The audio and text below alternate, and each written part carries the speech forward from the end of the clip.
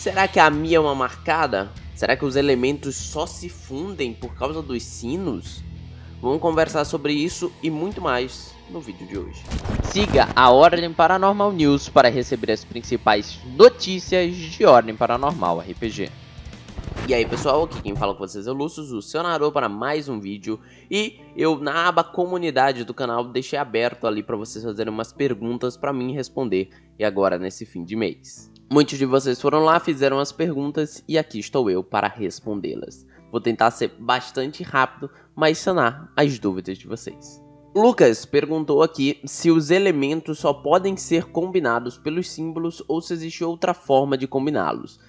Isso aí vai numa parte 100% de teoria, então não leve que o que eu vou falar é 100%, mas eu creio que não é uma dependência dos sinos. Existem muitas criaturas do próprio livro que eles possuem elementos que são mesclados, seja ou não elementos que se repelem. Então, mesmo elementos que se repelem, você vê no livro conectados. E em Ordem Paranormal já apareceu criaturas com elementos que se repelem em locais que possivelmente não possuem sinos. Então, por exemplo, eu posso dar um exemplo mais claro, por mais que exista um sino lá, não era o sino do elemento dessa criatura. Mas a gente tem o rastejador, que é conhecimento e sangue, aparecendo ali em sinais do outro lado. Mas não existia nenhum sino de conhecimento e sangue para ele ser criado. Então, possivelmente não há uma alimentação dos sinos. O Mr. Y falou aqui de um canal que eu vou botar para ilustrar aí na tela, chamado Digidrasil. Gostei do nome, lembra um pouco a Yggdrasil. É um canal pequeno que fala ali sobre animes e RPG, né? No caso ele mescla e faz RPGs de animes.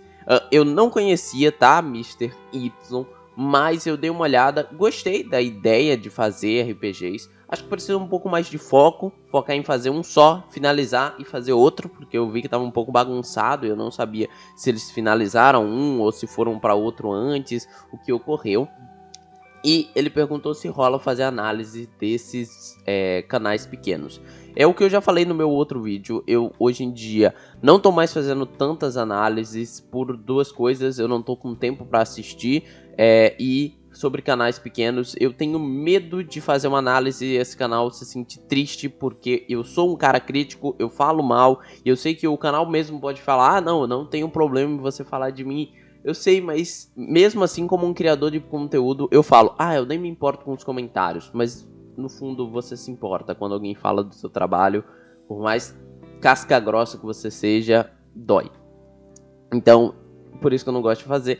Mas, ok, fica aí a recomendação para quem quiser ver uns RPGs animes, eles fizeram vários. O Mao perguntou se o estrangeiro pode aparecer em Enigma do Medo. Eu acho 100% difícil, é uma criatura que o Selbit utilizou nas suas mesas, eu acho que ele não ia levar essa criatura para Enigma do Medo, e eu acho que os bosses principais, as criaturas principais de Enigma do Medo vão ser criaturas novas, criaturas feitas para Enigma do Medo.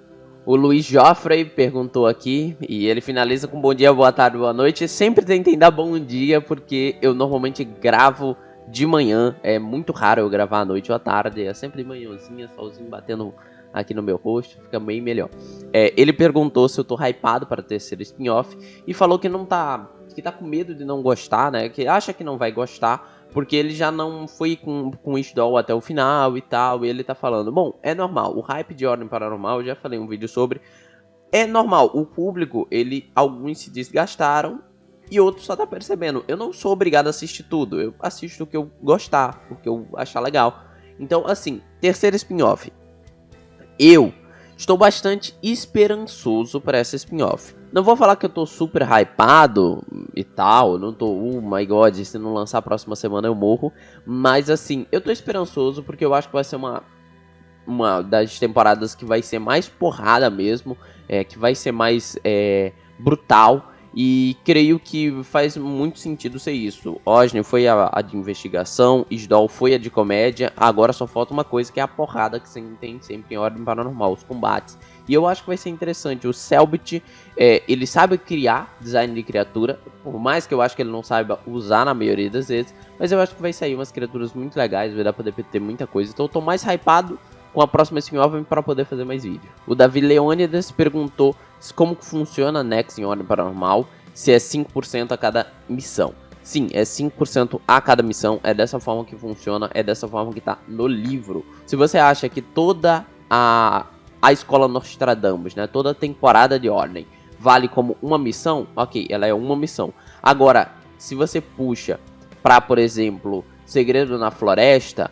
você pode definir que uma missão não é a missão inteira de Segredo na Floresta. Pode ter sido uma missão até o momento que eles entraram em Santo Berço. Aí a missão, tecnicamente falando, já finalizou. Você vê tudo que foi pego e prossegue.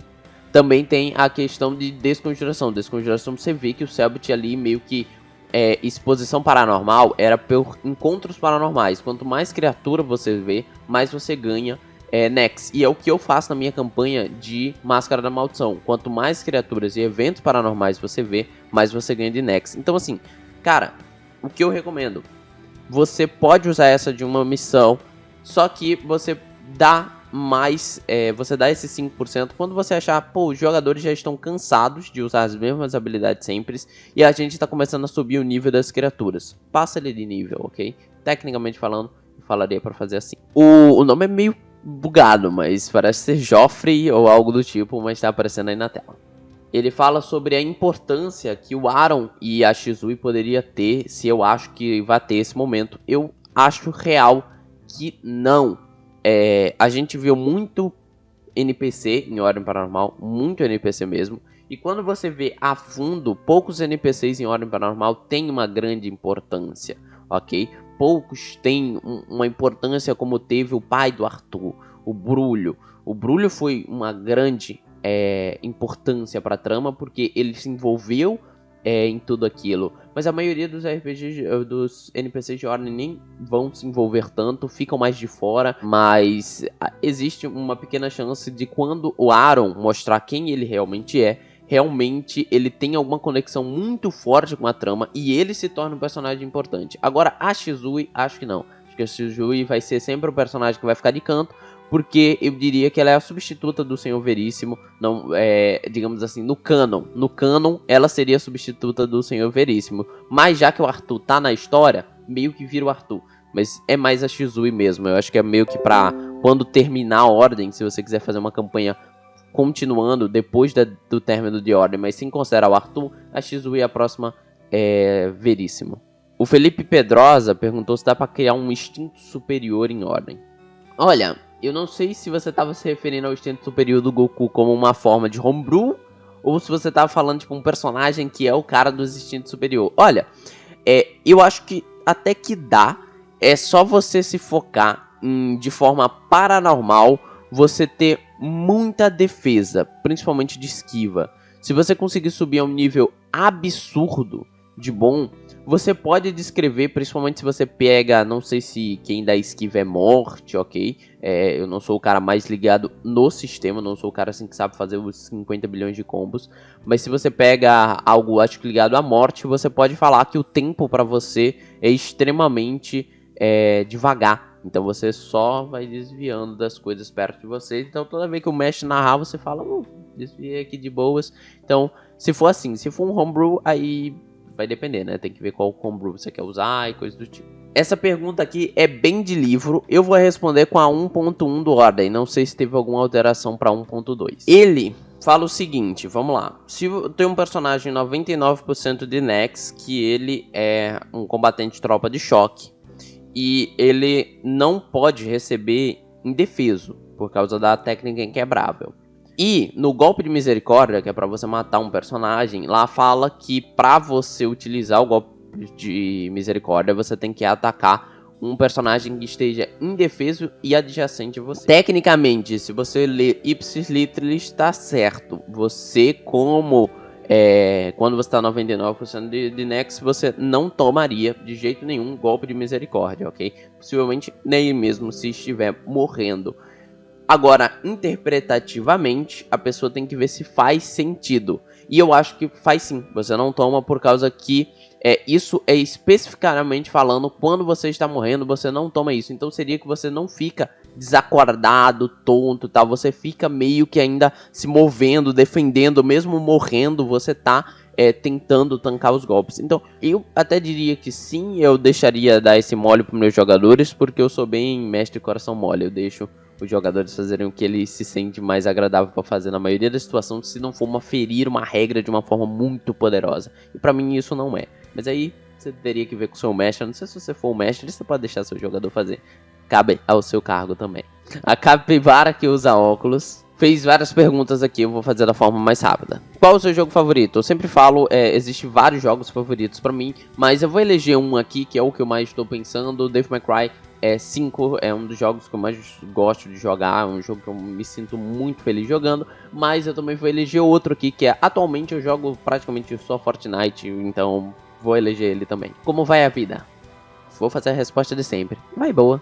Qual sua música e artista favorito? Rapaz, olha, música em si. Bota Parlar pra Pepe, que é uma música bem legal em francês. E artista, vou botar uma banda, One Ok Rock. Meu youtuber favorito, Forever Player.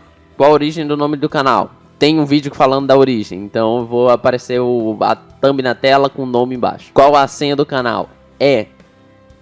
E quais os números do seu cartão de crédito? Pô, aí eu vou ter que achar o cartão, aí não vai dar pra fazer não. O Cláudio Ferro aqui perguntou uma dúvida sobre cura, né? Ele falou sobre se existe alguma forma de se curar com 5% de Nex. Tem um item de cura. Você pode dar cicatrizante, que é um item de cura, para os seus jogadores. Você fala assim, como dar cicatrizantes? Dependendo de onde eles forem investigar, tipo, eles vão investigar uma casa. Você pode falar que enquanto eles olharam o armário, eles conseguiram alguns itens de cura. E você dá um cicatrizante para eles, então você tem mais chance deles se curarem, se salvarem.